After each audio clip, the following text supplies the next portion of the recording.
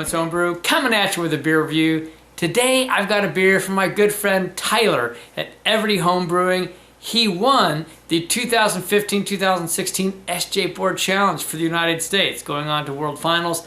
This is one of the beers he sent me. This is Oud Bruin from New Glarus, out of New Glarus, Wisconsin. That's right, New Glarus Brewing Company. And you know, it doesn't say what ABV it is. We know that it's an Oud Bruin, so it's going to be a Flanders style beer. We do know that it's made with Wisconsin, British, and German malts, and it's made with Hallertau hops, and it's naturally fermented in oak vessels. That's how they put it. So probably not barrels, might be an open fermentation for all I know, but we're going to get it cracked open and give it a try. Well, here we go. It's got an off-white head on there. Just, you know, not a big one, but it's definitely there. And I'm trying to look at the colors. I mean, it's really pretty, actually. It's more of a red. There's a little bit of brown tones, but it's more on the red side. So that might answer the question that it's more like a red Flanders ale. Let's get the nose on it. Oh yeah, and this really does follow more to that red category. Now this is quite cold, which is probably the best way to serve it, but we're gonna see what happens as it warms up.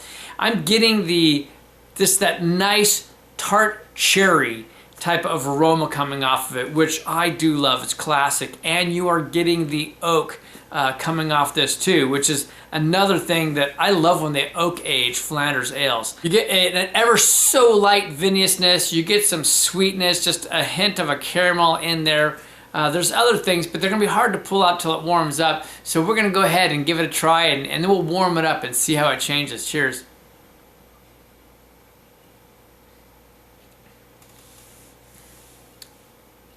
That's pretty smooth drinking, actually. It's interesting. There's not as much of the cherry character. Now, I don't know exactly what year this was brewed either. It doesn't say. But the cherry's there. It's a light cherry. It's a kind of a tart cherry. On the backside, I pick up a lighter, sweeter part of the cherry, but it's kind of faint. You're getting a lot of other characters first. You're getting that oak. The oak is very present. It's not an overpowering oak. It's very smooth, but it's a lot of the character and kind of an earthy tones coming through. You get the play on the sweet and sour. You get just a very, very light vinegar, just like in the nose. You get a bit of the toasted malt coming through, kind of a light bready or biscuit type toasted malt. Characteristic of some dried fruit on there. Boy, kind of hard to say what. I mean, I'm leaning towards like your golden raisin a little bit, and some dark stuff as well, some darker fruits. But I'm gonna let this warm a bit. I think that it would benefit a lot with a higher temperature. So I'm gonna go ahead and do that, and I'll come back with some more notes. More of that cherry character is coming through. I'm getting just a very, very faint, like plumish type of prune type aroma on there. And the oak's still very present. There's a little bit more sweetness, but it is that sweet and sour. You're still getting the sour component on the cherry, the hint of vinegar on there. But yeah, I mean, you get some nice woodiness. You get a little bit of the toastiness on it. Very good. So, and you'll notice too that when I give it a swirl, that the head builds up just beautifully. So just a really pleasant appearance on the beer. Let's get the taste again.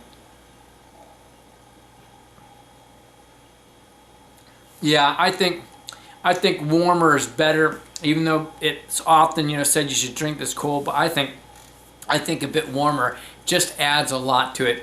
It's very smooth, a light creaminess with the head in there, in fact.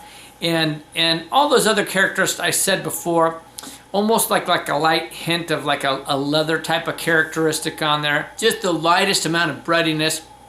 The sour on it's not strong, it's present. The sweetness is not strong, it's present. It's pretty balanced, really. It's a very balanced beer, I think. You get a hint of, just a hint of like the caramel malt on there.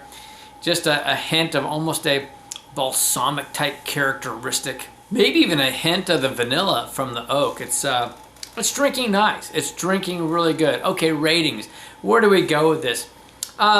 It's not the best Oud Bruin or red Flanders ale that I've had. It's a very good one though. I think that it's very well made.